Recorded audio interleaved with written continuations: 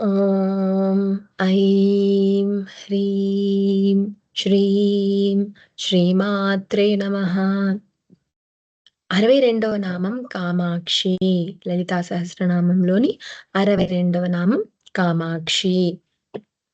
ఇది 3 అక్షరాల నామం.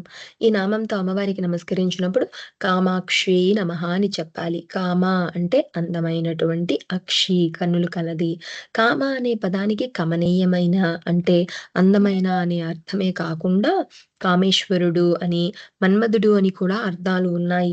సృష్టి సంకల్పం కలిగి తాను సృష్టిగా అవ్వాలనే నిండు కోరిక కామంతో ఉన్న శివుని వ్యక్త స్వరూపాన్ని కామాక్షితో సంకేతిస్తారు.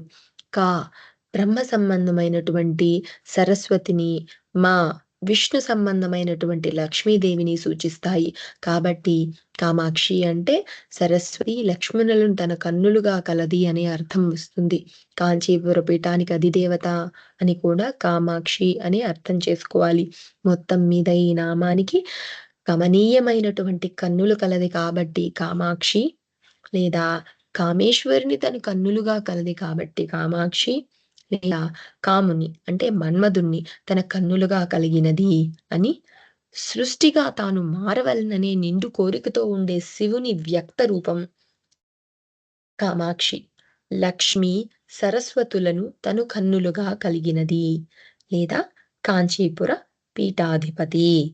ఏతత్ సర్వం ఫలం శ్రీ సద్గురు చరణారవిందార్పణమస్తు.